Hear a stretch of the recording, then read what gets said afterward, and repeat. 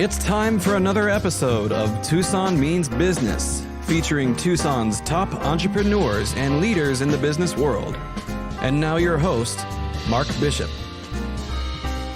I think we've got a great show lined up for you today with Tucson Means Business, of course, brought to us proudly by the 49ers Golf and Country Club and their wonderful hidden jewel in the desert of the Rincon Grill. And don't forget, it's open to the public, all right? It's not a private members club here. The public may go and enjoy for weddings, bar mitzvahs, fiestas of all sorts. They've got wonderful rooms, and you'll hear about that a little bit later on in the show. And, of course, we're broadcasting live here from the Stewart Title Studio on Broadway. Stewart Title and Trust, one of America's most trusted people in business. And my guest today is Bob Dytko from Stewart Title. Hi, Bob. How you doing? We've got Mr. Beau Barger. Hi, Beau. Hello, Mark. Beau, today our theme is going to be on business brokers and business in general. And Bryan Vitagliano. Hey, Mark. Hi, Bryan. Welcome. Good. Thank you for coming. Well, I was speaking this morning to the lady that represents the Bank of America all across America on TV and radio shows and interviews and what have you. And she was exceptionally high-spirited in reference to the outlook for 2020 from the small business point of view. And I thought it was just appropriate for today that we were doing this show, which is great because, after all, we're the backbone of small biz is the backbone of America. And you guys are, you're in the front row of it. And it's always fascinated me. I mean, I've been in business myself, but you are business brokers. That's unique. You're not just, you specialize in something that you do. Now, Bryan, as an example with you've had successful careers, though, in sports, service, and healthcare sectors, and you graduated with a Bachelor of Science with honors in marketing and a Master of Arts in kinesiology from the University of Maryland. Is that correct? That is correct. Yeah, I mean, a little bit of a mixture there. Right. Had a little bit of a different path into to where I am now. Uh-huh. Yeah, so what is a Master of Business Administration with an entrepreneurial concentration from the University of Delaware? What is that exactly? Absolutely. So it's a postgraduate degree, and at that stage, I was coaching at the University of Maryland, and I realized that there was something more to be had than coaching the college soccer team there, and I pursued the Master's in Business Administration. I always knew that I wanted to run my own business, and so I took the track in the entrepreneurial spirit. Okay. And so it really is just engaging, and that was a great program that ingrained us into active businesses and some mergers and acquisitions work, and that really prepared me for kind of the career that I am now. There you go. That was early too. So really, after years of work later on in the sports and recreation industry, you returned home to Arizona and subsequently earned a doctorate of physical therapy from Northern Arizona Uni. Absolutely. Who? Right. Yeah, right. Couldn't resist it, could I? So where were you in your mind, Bryan? I mean, it seems you weren't sure where you really wanted to go with your career in that early stage. Right. Well, I think it was a timing of what was going on in the economy at the time as well. So I knew that I wanted to be back home in Arizona, where I was born and raised, and all of my family was. And after I completed my MBA, I came out here, and I had visions of starting a multidisciplinary training facility for young kids, right? And that was right around 2010, the end of 2010. The economy wasn't great. Getting funding for that was not there. Mm-hmm. And, I needed to have some money, and I just decided, you know what? I had a passion for helping people in service. And at that point, I decided to retool and go back to school and get my doctorate in physical therapy. And then I began to work that. I was out there running a practice, my own concierge practice, as well as working in the clinic. And I just realized that, the mergers and acquisition side to what I was doing prior, I really had a passion for. And the lead broker in our group, Strategic Business Brokers Group, has been in the industry for over 10 years. And I started to lean on him about opportunities outside of what I was doing that in line with my M&A kind of interest. So you never really know where it's going to come from, do you? You don't. Life has got its funny way of, coming in through different doors at different times. Beau Barger, I mean, he's been a licensed business broker with Tucson Business Investments. This goes back to 2005, Beau. Right. And becoming vice president of the firm in 2012. It only took you 7 years. What kept you, mate? And you had to buy out a previous partner, so that kind of stuff, Right. Okay. You're a native Tucsonan. Yeah. And in fact, you were named Business Broker of the Year by the Arizona Business Brokers Association in 2011, becoming the youngest broker ever to receive that honor in the association's history. Sounds kind of funny, but yeah, it's that's Very true. good. Congrats. Good on you. You still look pretty young, too. I mean, you shaved, do you? Yeah, I shaved everything. Just for you. Yeah, thank you. In fact, you ended up being the last broker in southern Arizona to receive the Business Broker of the Year award. I mean, did that classification get dropped for some reason, Beau, do you know of? Or? No, it's one of those things where it's we have a large group, the AZBBA, we call it, encompasses the whole state. The central chapter and the southern chapter used to have a northern chapter, but that went away a long time ago. But yeah, it's one of those where we just haven't given it out since 2011 for some reason. So, well, you currently hold two of the business brokerage industry's highest professional designations. One is the Certified Business Broker from the AZBBA and Accredited Business Intermediary from the American Business Brokers Association. They must help your business. Yeah, they do. It's just being able to work with colleagues, and share ideas, share, different things. It's always a help. A lot of education involved, a lot of continuing education. So that's ongoing. Good. Well, I mean, I guess with nearly 15 years in the business brokerage industry and having successfully sold just about every type of business located in southern Arizona, I looked at your list there with your site. I mean, CPA firms, IT businesses, to large manufacturing, distribution and service companies. You could tell a few stories, I bet. Yeah, we've sold just about everything. Can't really, just pick one little category to do. In southern Arizona, you've really got to be able to sell every type of business. And it's fun. You get to learn about lots of different industries. Well, I mean, it's an interesting business because whereas a realtor selling a house is a house, okay, albeit a commercial building. I had a brokerage at one stage in my life. I've been a licensed realtor at another stage in my life. From a point of view of looking at businesses, I never really delved heavily into it from your side of selling them, but I've been in enough of my own. But there's a lot more to it than meets the eye because you really have to look after your clients from a point of view of making sure that it's for them and that the numbers add up, right? Oh, yeah, of course. I mean, give us an idea of what you go into if someone says, well, Beau, I'm looking for this or I'm looking for that. How do you address that with them? Yeah, sure. And it depends which side we're working for. If it's a buyer side, really kind of find out what their interests are, what their background is, what they're looking for. Some people want something completely different than what they've been doing, whether it's a corporate world and they want something, small and independent, whether they've, got a background in restaurants and they'll say, I want anything except a restaurant. I'm never getting in the food business again. Most buyers usually don't know what they want till we show it to them. Interesting. Yeah, well, you do hear that story, it takes a lot of guts to be a restaurateur, make a living, make a profit, and want to stay in the thing, doesn't it? Yep. Tell you what. Now, being a licensed real estate agent, Beau, experienced in the sales and leasing of various types of commercial, retail, and industrial properties, do you have a leaning towards one or another?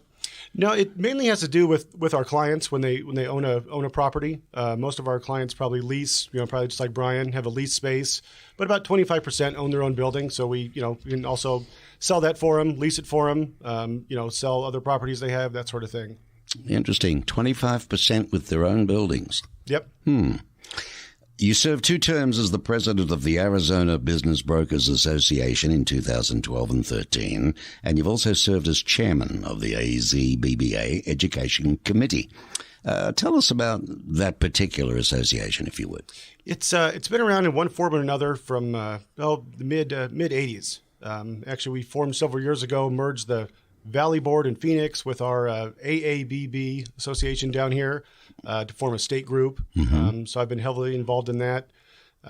They've got quite a few more members up in Phoenix than we do down here. We've got about 20 or so in Tucson, but they've got about probably 50, in the Phoenix area. And so, do you meet sort of once a year or something? We do sometimes. We used to have a conference every year, but it's been kind of every other year for a while. Okay. Yeah, I would imagine that'd be fun, you guys comparing stories and keeping up with the latest legislation, too. That's the other thing. Exactly. That's part of the reason we formed the state group, to be able to work for legislative purposes. So what does the position of state school administrator then entail? I mean, is it a big job, heavy job? Not too heavy, thankfully, but it's we have our own school, the Arizona Business Brokers Association School of Real Estate and Business Brokerage, formed through the Department of Real Estate, so we can put on our own continuing education classes. You can get real estate credit for them because we all have real estate licenses like Bryan does, I'm sure. So we formed our own school, and I'm been in charge of the school now for, 9+ years, something like that. Wow. Good job. Well, credit where it's due, Beau. The youngest broker ever elected or appointed to any of these positions in Arizona. And then you became a certified real estate instructor. As if that wasn't enough. You're hungry, aren't you? The Arizona Department of Real Estate back in 2015. Do you believe all these accolades help your business? Yeah, I think so. I think the more, education obviously is a big thing. The more you learn, the better you can help your clients and know the market and just, be able to service who you're working for. Well, I think clients rely on you, don't they? Oh, yes. Yeah. They've got to be able to look up to you, right? Yep. They got to be able to trust you and, Yeah. Whereas this next fella, I mean, he was born and raised in Tucson, and every time he's tried to leave, the truck breaks down. That's Bobby Dytko. How are you going, dude? Not too bad. How are you doing? Stewart Titles, National Title and Escrow Services. You've been with them how long now? I'm going on 13 years. There you 14 go. Years. They've all become a part of who you are, haven't they, mate? Oh, yeah. You have a very important role here. Our studio, of course, is in Stewart Title in the corporate offices on Broadway. But I'm always noticing hundreds of realtors coming into their beautiful auditorium that they've got in reference to training. And this is what Bob does a lot. He's vice president of social media, plus a lot of other things now you're teaching too, aren't you? Whatever they want me to do that day. You're hands-on all the time with them. But you spend a lot of your time in the field. As much as I possibly can. So you always know what's going on. New businesses coming to town often before anybody else does. Factories, companies considering where to build, what to do. So therefore you're always abreast of the roads, the changes, things going on. I would have thought that, gee, you know what? You really could be interesting to be working with these guys in the business industry. I'm surprised we haven't met before. Yeah, it's a small town, Tucson, too. That does surprise me a little bit. You put yourself through college. I did. And rodeoed in younger years. Mm-hmm. Is that right? Rodeoed or rodeoed? It depends on what side of Mississippi you're on. Right, because 13,000 miles from here, we call it a rodeo, not a rodeo. Rodeo? I forget now. God, I've been here so long. You're a past president of BIC. Beck, yeah. And past board member of the March of Dimes. Right. Okay, and we'll share those two with us. A lot of people don't know what they are. The March of Dimes, when it started out, it was every dime that came in was for polio. And back in the 1930s and 40s. Mm-hmm. When it was done with there, they decided they were looking for different ideas and different programs, so they started going after preemie babies. Okay. My daughter was a preemie, so when Julie was born, she was 4 pounds, 3 ounces, and she dropped down to 3 pounds, 9 ounces. Right.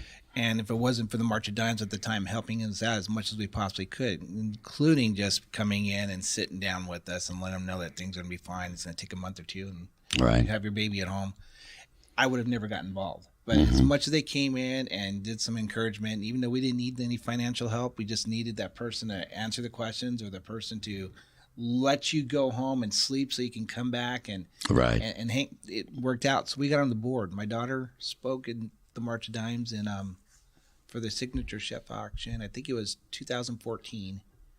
We raised $78,000 that year. She was the ambassador. So she got up and spoke in front of 300 And is that people. Chloe? That's Julia. That's Julia. I don't have a Chloe, but who knows? The 80s was really good to me. So. It's a possibility. Well, I do know you have a dog called Batman. Yeah. Runs around with a red cape on, or black cape on. You love to visit rodeos. I still do it. Camp. You love camping, country concerts, barbecues, and building furniture. And you like writing, too. What do you write about?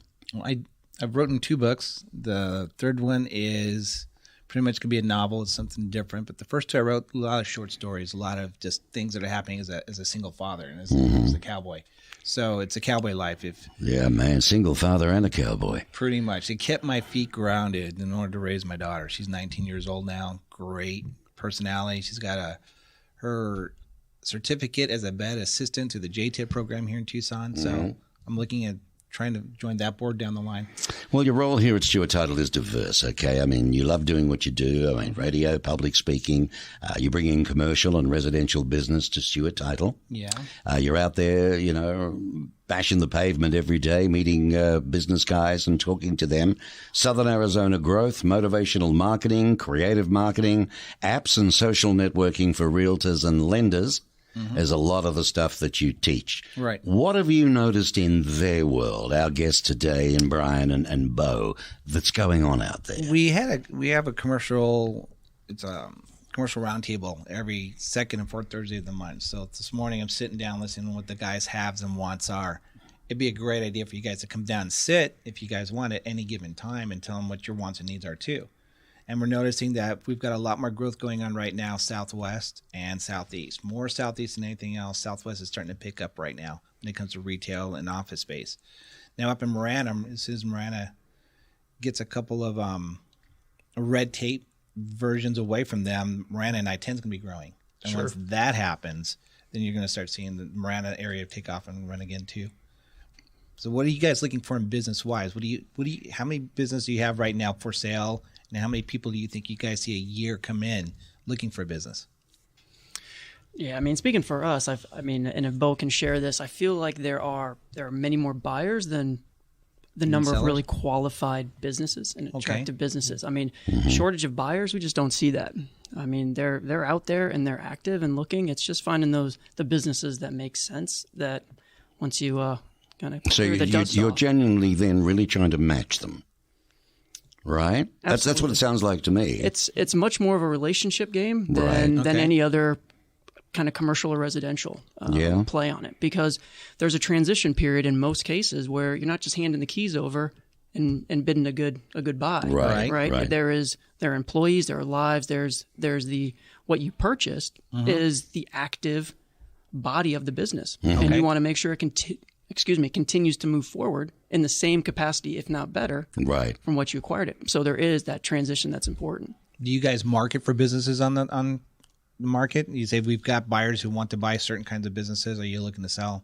Yeah, we have some buyers who are industry specific, looking for a particular manufacturing type of industry or that sort of thing. And then other buyers just honestly don't know what they want. They just want to own their own business. Want to get into a business. Want to get out. Tired of working for the man. Tired of working for whoever they're working for and be their own boss for a while. If you're listening and that's you, hey, take some notes.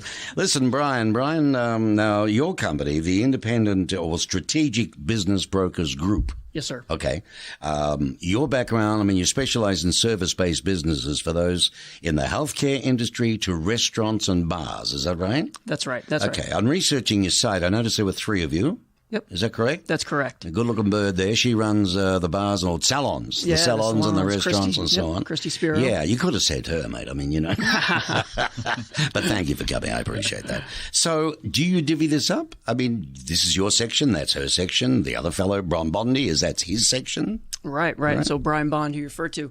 Yeah, we work pretty collaboratively. And because there are so many niches out there, markets, we can specialize, but Bryan has built the Strategic Business Brokers Group from the beginning, doing every kind of business. And so, much to Beau. Now, this is based where? In Phoenix or here? So we have a location and based in Tucson, but our main base is in Scottsdale. And where did Bryan Bond build it from? Tucson? Scottsdale. From Scottsdale. From Scottsdale. Okay, he's opened this here. So what about yourself? You work pretty busy hours, right? Absolutely. It's all around. You've got to be available, haven't you, 24/7, really?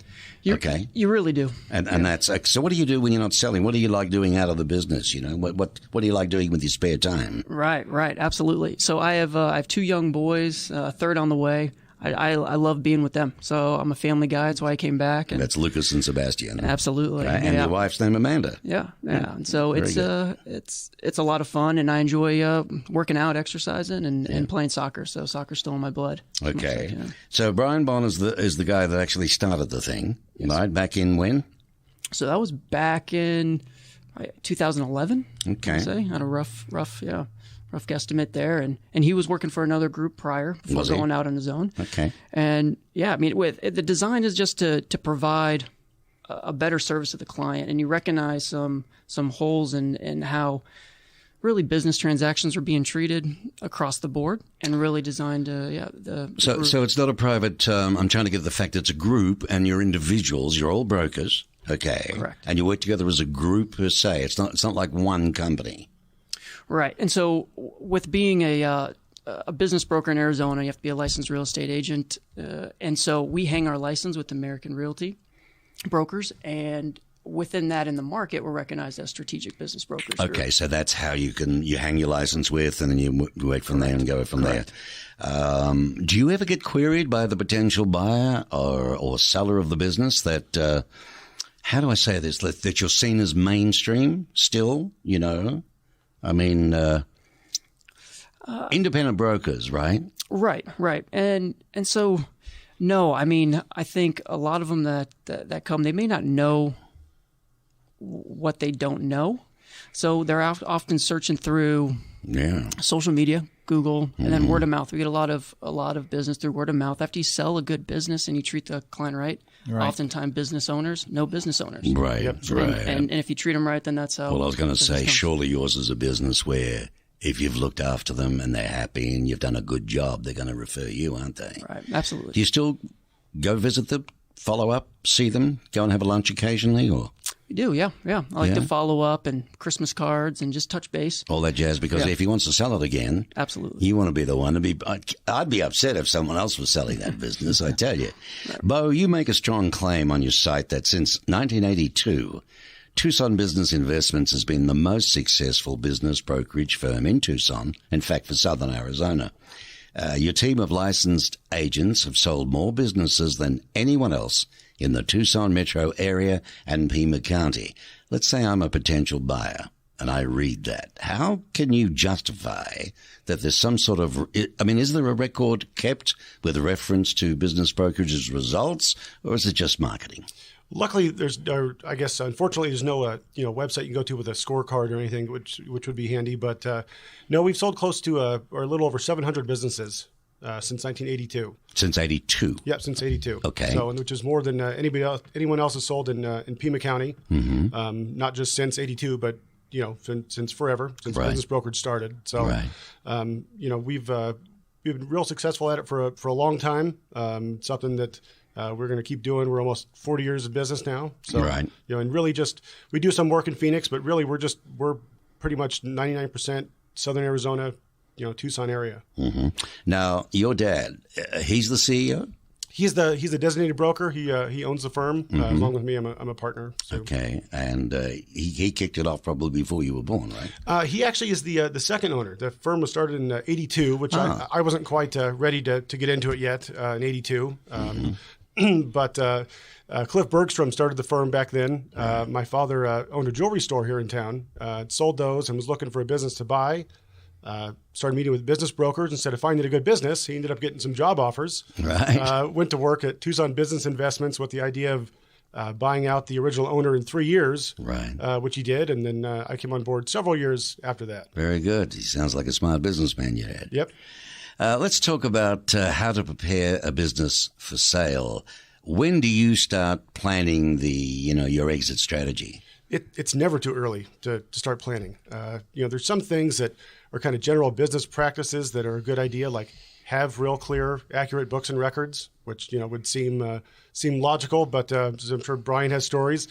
Not always the case. No. You get some people and it's on the back of a cocktail napkin, or sometimes you're lucky if you get that. Right.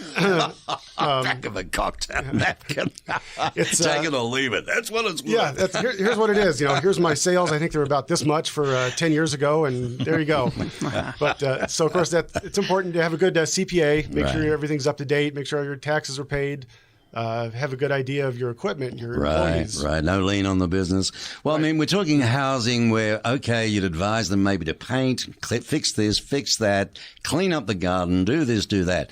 When it comes to a business, I mean, surely the heart and soul of it is the real monies, the real turnover, what I really took, not under the counter, as they say, which we're going to try and figure what that means in a minute. But,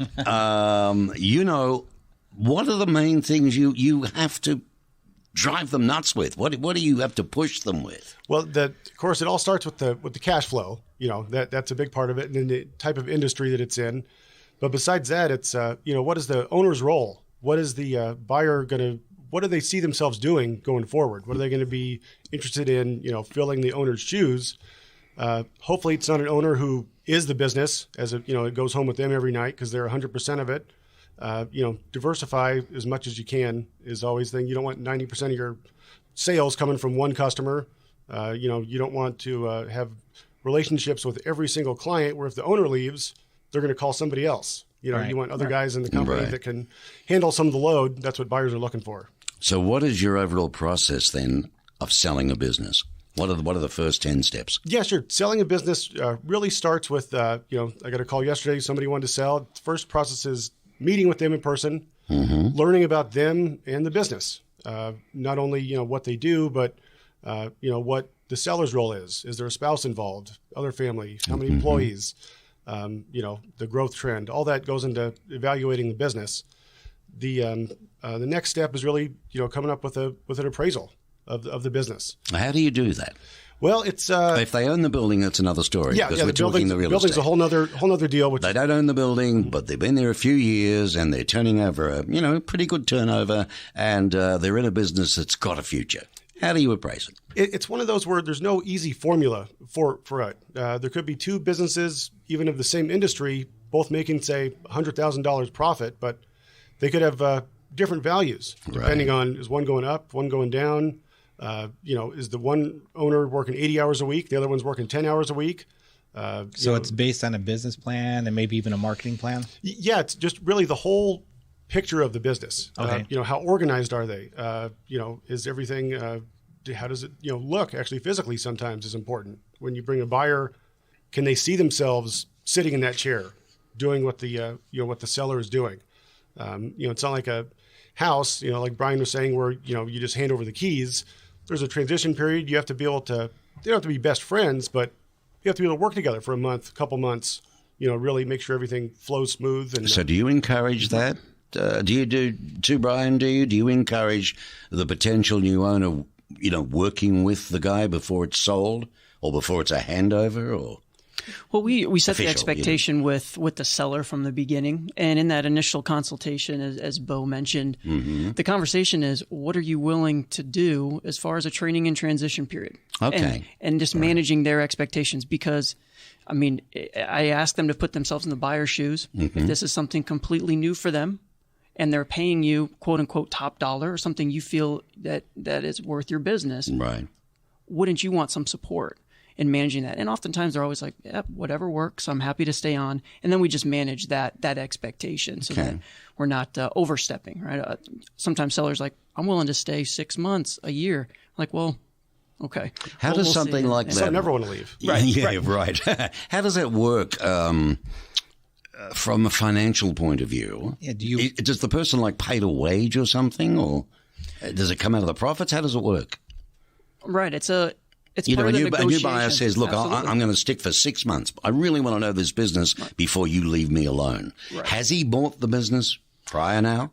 So that's part of it. In our process, that would be spelled out in a letter of intent, which is the first step to really come into offer and acceptance. Okay. And then that begins kind of the normal escrow, where an earnest deposit will be sent over, held at escrow, and that begins the due diligence process that now we will start to get all of the due diligence items, the financials, the tax returns, everything to reconcile the books from the seller. But in that letter of intent, we have spelled out a training and transition period, not to specific hours per day, but a period that they're willing to do. And generally, it's for non-compensation. It's, what are you willing to do because we've agreed on this price for the business. Right. So you've agreed on a price, because I was going to ask how our business is actually priced. But what would scare me there is that 4 months later, he or she doesn't want the business anymore. They've realized it's not for them. That's great. Call us up. We'll sell it again. It wouldn't be the first time. Yep. That was Beau Barger, by the way. Sorry about that. How do you pre-qualify a buyer? Absolutely. No, good question. So in our process, I have a phone conversation with every inquiring party. Okay. And the first initial ask is, what do you have liquid to put down in a business today? And oftentimes you get I've got enough. I've got it. Or I have the lender. And we just try to constantly get a hard figure. Just we need to know. It's not going to affect how this deal goes down and how the negotiations are. But it's like a house. If you do not have the money and you're not approved for the loan of a house of $600,000, why are we looking at that? And the same for the sellers. And it's even more important that the confidentiality of that business is protected for the seller. We're not putting signs and windows. We're not Right. publicly announcing that a business is being sold for those reasons. So it's really important that we vet the buyer that way. And then we can also, as we move down into after a letter of intent has been executed, there's a request for proof of funds. Okay. When we come back, I want to ask both of you, Beau, Bryan, have you come across the experience of when you've sold a business, what it means to the staff? How many staff, the concerns, are they staying, are they not staying, how they meet the new owner, all that type of thing. It's Tucson Means Business with Mark Bishop. We'll be back in just a sec.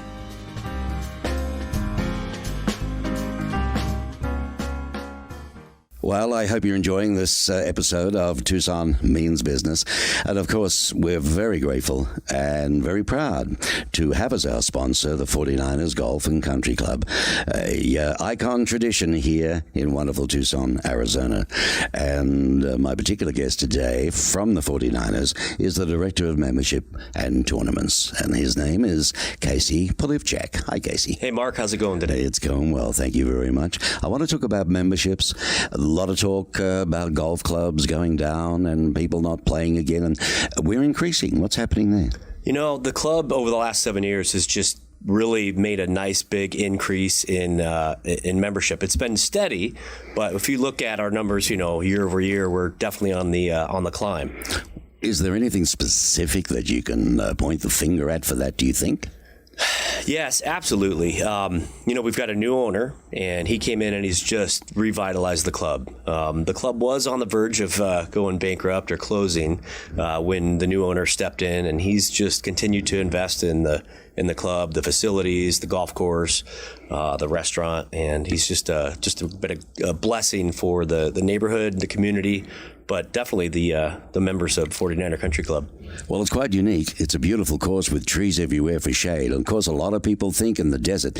I mean, this particular show goes all over the place, so you never know who's going to hear it, or which country for that matter. But should they be visiting Arizona, and I've heard a lot about the 49ers Golf and Country Club. It's easy to find. It's on Tanque Verde Road, heading east out of town. Anybody can point that way.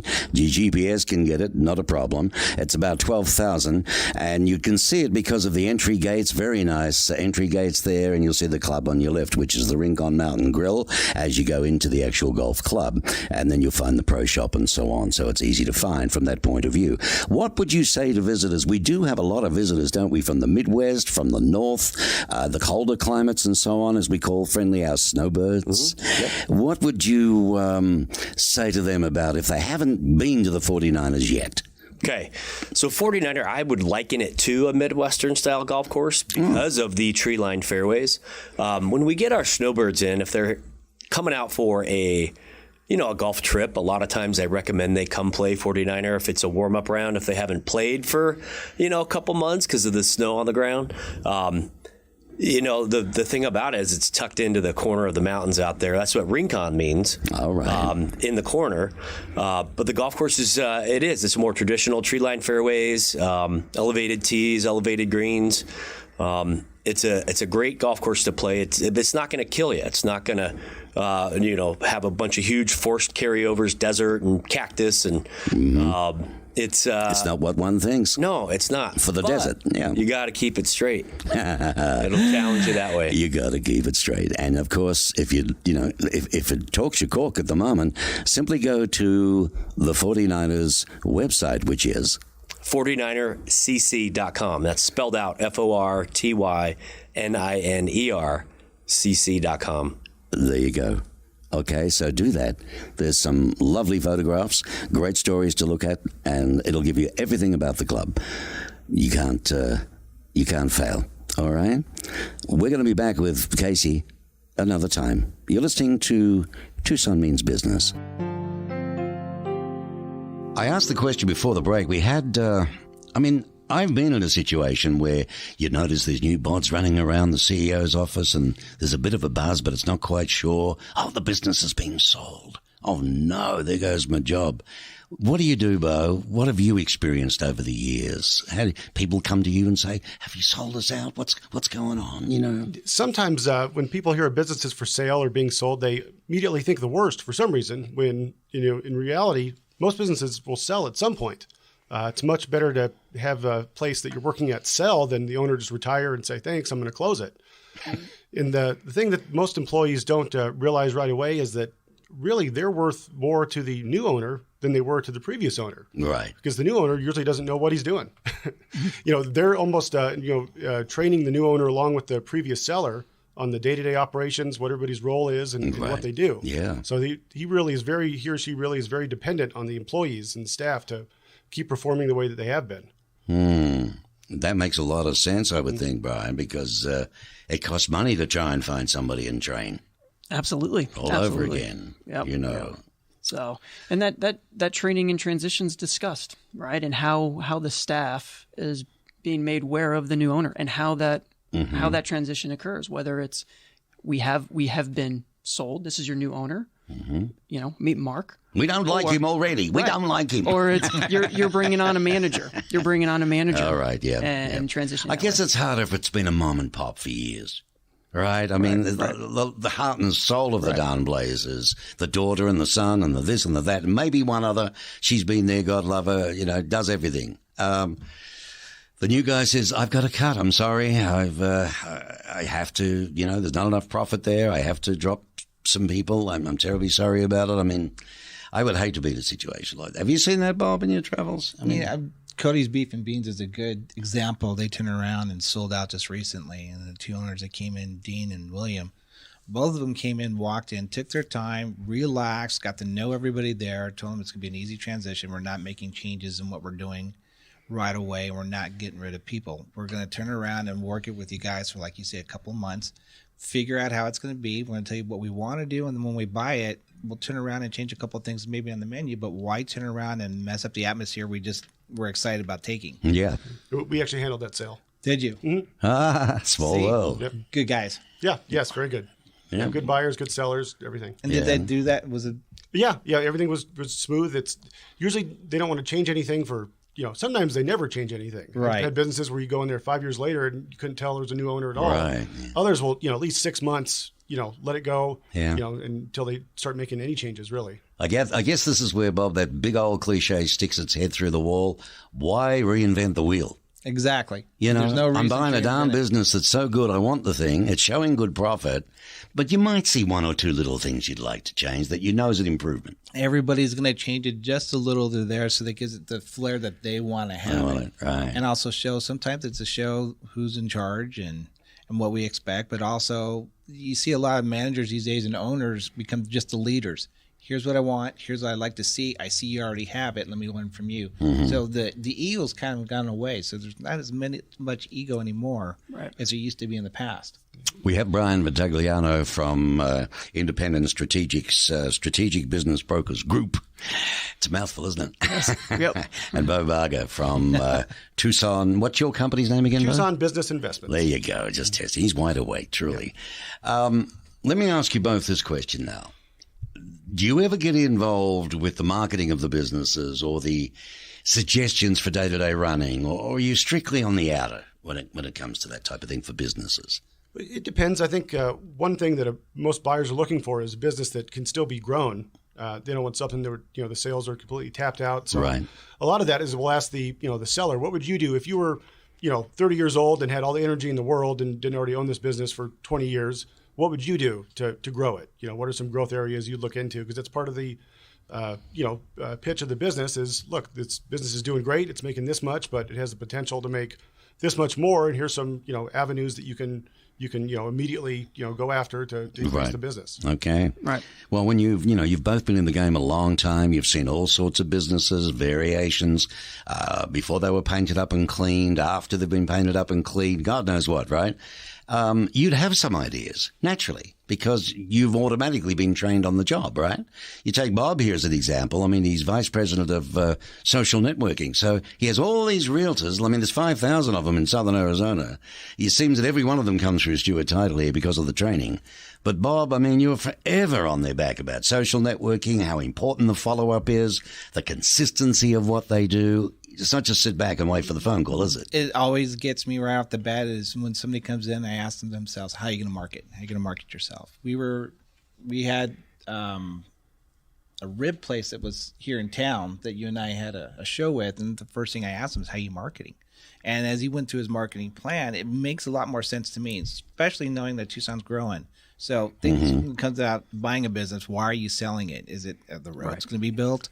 Is it that you think it's going to take away from your business? How are you going to market around that if you were staying here? Those are questions that I would want to know, that I'm so interested in asking you guys. Do you see that a lot? For example, Grant Road's going to be changing around. There's going to be a lot of changes. Do you see a lot of people saying, I'm looking to sell, or I'm looking to move somewhere else? What do I do? Yeah, if there is a situation like that, which I'm sure Bryan does the same thing, it's there's something that we know is going to be, or the owner knows is going to be detrimental to the business going forward, they have to disclose that. Okay. An example we use oftentimes is the road in front of the business going to be cut off or something like that. Yeah, right. And sometimes that will cause somebody to want to sell, but it's something that we have to be really aware of and make sure that the buyer's aware of it well before they get too far into the process. There's no secrets. We have to represent our clients. We only work for the seller or buyer side individually on the transaction, so we don't represent both sides. But you still have to be honest, with the other side, and make sure you've disclosed everything that's important like that. Yeah, that's all your due diligence. I mean, you're all your training and your exams and the money spent and the time and the effort. Sometimes people underestimate what you've put into your careers. Oh, sure. And what you do to earn a buck. Yeah, absolutely. So due diligence is critical, even though the buyer. And that's why I want to ask you this next question. We've seen with modernization, roads changing, this and that, you look at a strip mall or you look at a particular group of shops, you think, oh my God, how are they doing any business? The road's all chopped up in front of them. No one can park. And it's really, really bad. What happens in a situation like that? Re the council or anything? Do you want, do they compensate at all, these poor business guys and women who have lost business because of that? Or does... No. No? Unfortunately, no, they don't. Not that you know of, okay. Yeah, if they're in a good situation and the landlord of that strip mall is reasonable, then they can give them some concessions and some abatement for that. Some rent a little bit and that sort of thing. But, we had one example of something that was not a help at all. A couple of years ago on the Grant Road, between whatever it was, Oracle, when they've actually finished that section of it to stone, they had a business come in, and one of the things they did to really help that business, which was funny, is they offered them a nice free business appraisal from some national firm that came in and was nice enough to tell them their business was worth about 5 times probably what it was really worth, which was not worth the paper it was written on. Right. So that's the kind of help that usually they offer. I see. This sounds like a bit of a fishy hook to me, Bob. Hopefully to keep them there. So Yeah, they're saying, hey, stay here, your business is great, and there you go. Now, I'm going to ask you one.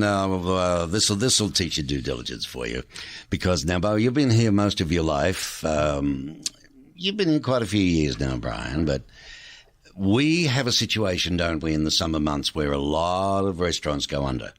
New ones start up in the fall and they turn over. You've seen a lot of this, right? Is it getting better, do you think? Is the future showing this will not always be the case in good old Tucson? Well, I think that there's a shift in the attractiveness of what the size of the restaurant. So we've kind of gone away from the 6,000 plus square feet big buildings. So now it's really attractive between 2 and even 3,500 square feet, manageable, and those are going to survive. And that would seat about what? How many packs in that, would you think? Gosh, probably 100. Okay, 100 max sort of thing. 150. So what the accent you feel is on more intimate? Well, it's less size. So because obviously the greater the space, the higher the rent, the more you have to do. The more food you have to sell to pay the rent, and that just chops away from... What do you do then, Bo, if you've got clients who can't rent their properties now? Well, it's a problem. And like they said, rent is always an issue, whether... customers are coming in the day, every day or not, the rent is still due at the end of the month, no matter where it's July or December. Right. So, every year, like you're saying, that seasonality, I think for something like restaurants is just, I think it's always going to be there. We get calls every year from restaurants around the university area.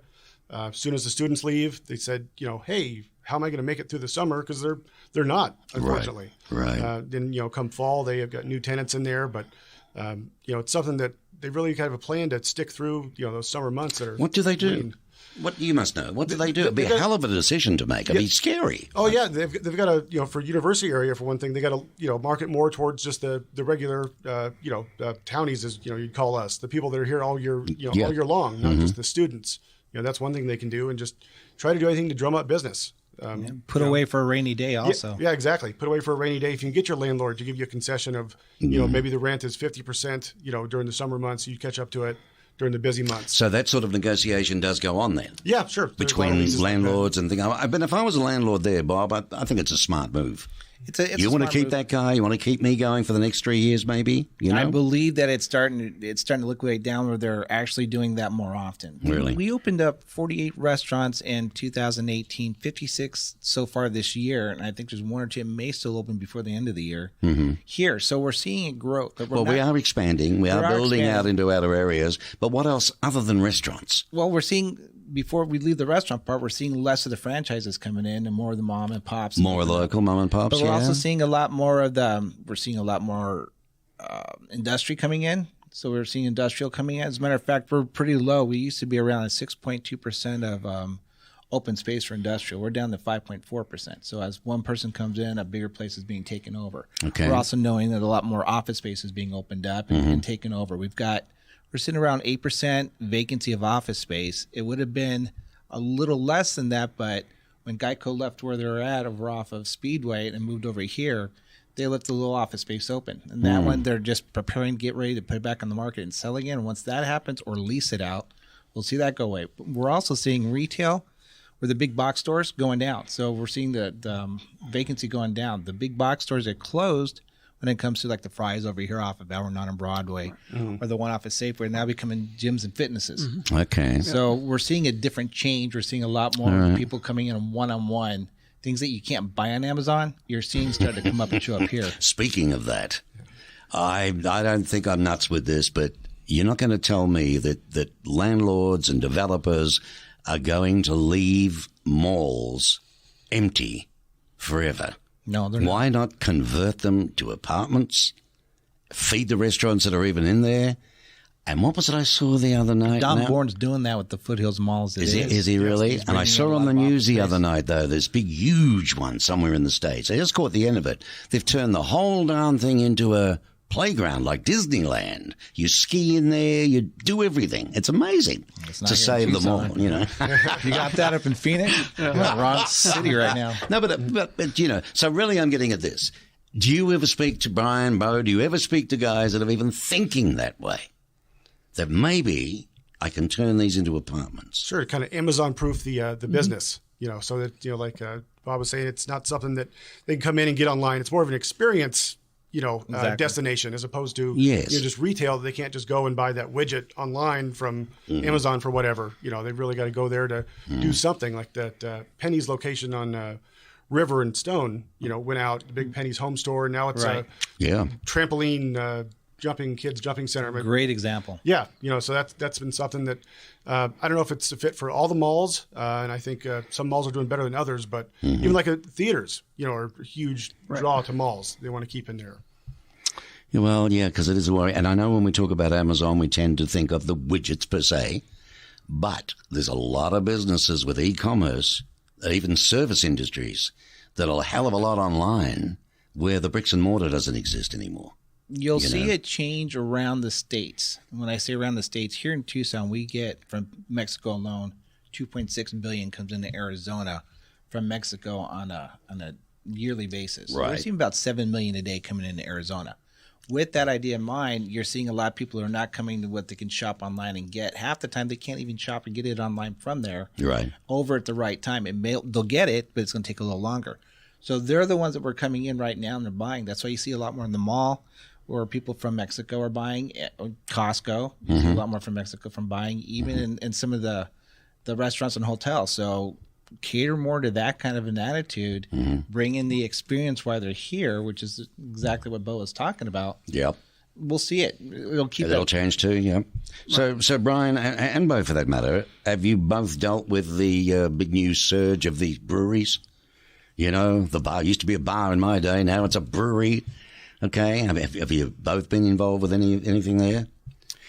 So just from there hasn't actually been a specific brewery, but just the bar and restaurant. But I know that, there is this influx in craft beer and really kind of that shift. And so just from the standpoint of individuals looking, I recently sold a couple of liquor licenses. And so that's been kind of a trend and really trying to added service to restaurants or even kind of hookah lounges and stuff. Are you seeing service more than just one location that somebody's doing great, maybe northwest of Phoenix, and want to open up somewhere else and call you for that? They do, and they generally call on a listing saying that it's attractive to them and they're looking to expand. And what we do proactively is I'll reach out to business owners and ask them if they're in the business of expanding. Are you looking to acquire, to move into the Tucson space? I know you have a presence in Phoenix, Tempe, and go about that, because it helps me as well, because it's an easy call. And if they aren't looking to, oftentimes they'll say, well, you know what, I've actually given some thought about selling. Well, I guess you're mining, aren't you? Oh, that's always. That's what you're doing. Who should the seller seek out, do you think, in preparation for an exit strategy? Business broker. Yeah. So, a broker amongst. I like to think about kind of coach as a team, right? And Beau mentioned this at the beginning, but there really is in process of selling. You want to have a good CPA. If you have somebody that's managing your financials, your investments, because you're going to get a lump sum. And what are you going to do with that? And $250,000 or $500,000, depending on where you are in your stage of life, might not carry you through your retirement and what you think you might have to pay out your equipment that's in there. You might have to, God knows what else you got. Capital gains on that and what you do with it. So I think involving yourself with a full team of, okay, let me get with a business broker, figure out what my business is going to sell for in today's market, and let's get that sold now. What do my books and records look like? If they're already clean, you have a CPA. What is going to be the allocation of the purchase price? How am I going to manage that in order to manage the tax implications going forward? And then now that we have this money, what's our plan?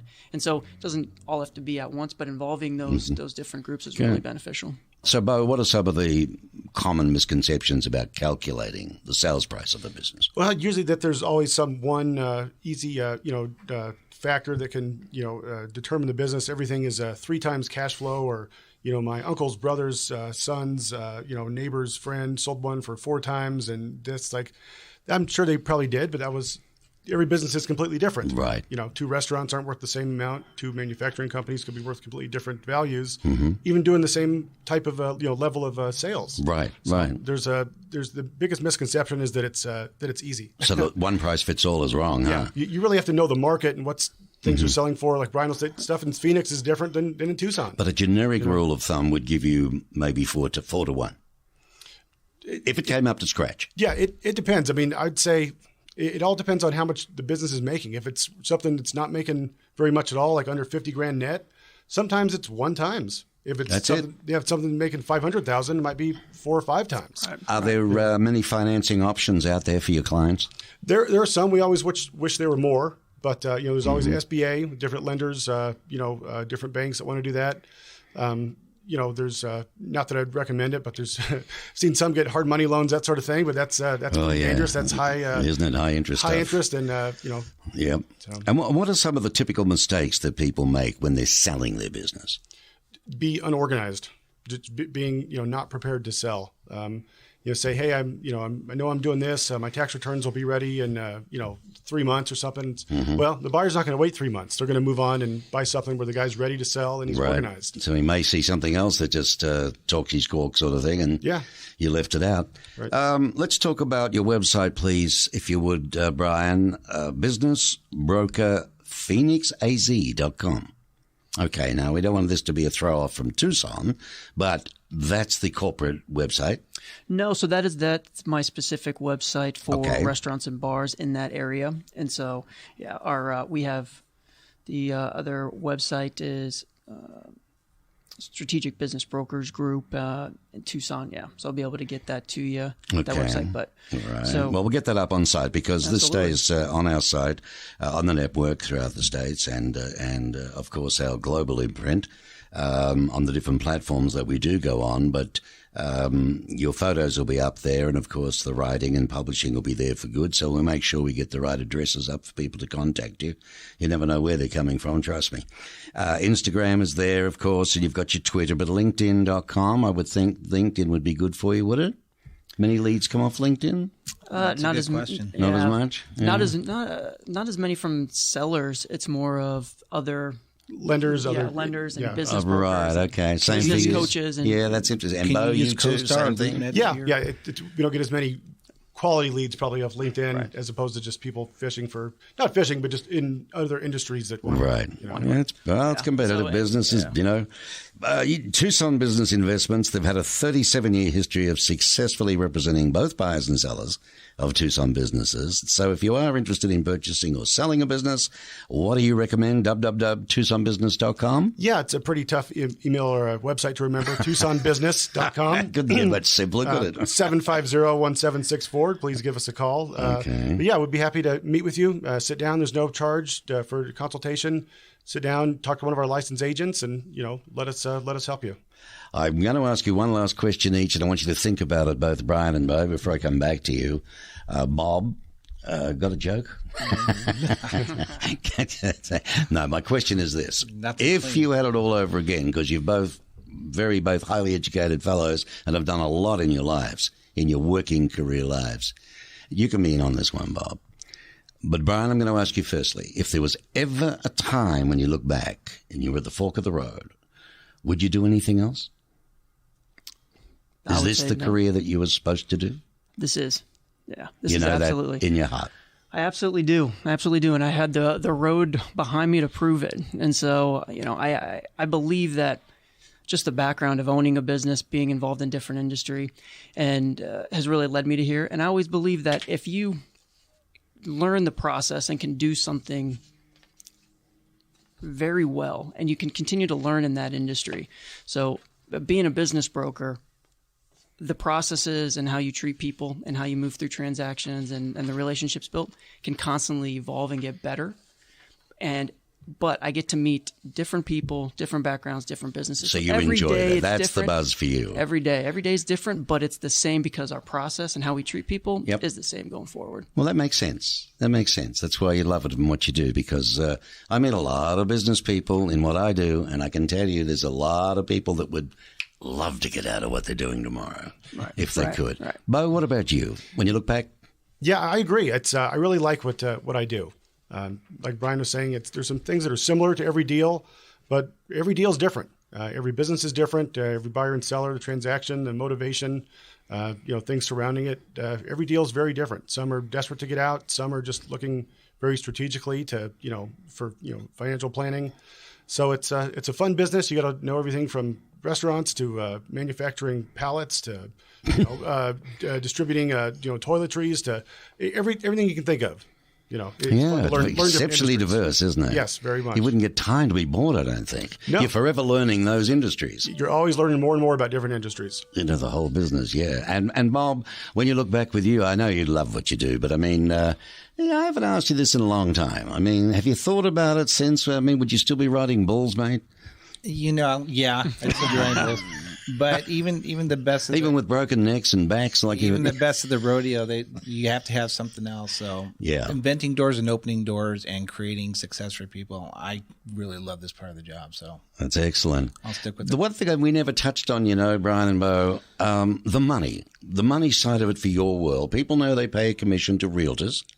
They know they pay, in lots of industries, there's a commission paid, as with finance and all sorts of things. How does it work in your world? Is it based on a percentage of the business you sell for, or do you negotiate certain terms? How does it work? Right. The short answer is it's a settled fee, whether it's a percentage or a flat fee. Yeah. Okay. That's paid at the close, and there's no one range or one amount, right? As far as that goes, it's just a negotiated amount that's paid after the close of the sale. No, it's pretty simple, isn't it? And no doubt the same for you, Beau? Yeah. We get paid when we sell. You know, that when our clients get paid, that's when we get paid. Funny about that, isn't it? Yeah, I know. I get the job done first. Yep. Before I make a quid. Right. Hey? Right. You know, I wish there was a few more that understood that world. No, and that's the beauty about what we both do is we open ourselves up to no obligation, no fee. Right. At any point you come and you talk to us, we'll provide an opinion of value of the business. Yeah. And then moving forward, if it's a time to sell, then absolutely, we'd love to help you do that. If there's something else we can provide for you to retool and sell 1, 2, 3, 5 years down the line to get where you need to be, happy to do that as well. Well, I've learned a lot today. Bryan Vitagliano is a business broker, and a hell of a good one, I imagine, with the Business Brokers Group. That's the Strategic Business Brokers Group. And you can get Bryan at strategicbusinessgroup.com. Anyway, it'll be on the site, on Tucson Business RadioX site. It'll be up there within the next 24, 48 hours, so you'll be able to get everything you want. Beau Barger, business broker, vice president of Tucson Business Investments. Thank you, Beau. I've learned a lot today. I appreciate it. It was enjoyable. And, of course, Bob Dytko, here from Stewart Title, the wonderful company. They're based, corporate offices are here, but how many branch offices have you got now all over the place? We've got 6 in Tucson. 6 in Tucson alone, huh? Uh-huh. Yeah. And, very big company. And he's vice president of social media, marketing, and education liaison. Yes. You haven't got a new stripe or anything since No. That's enough to give you a visit. They don't want to print new cards, so I said just leave it. There you go. Thanks, Bob. Appreciate it. Thank you, Beau. Thank you, Bryan. Thanks, Pleasure. Thank you.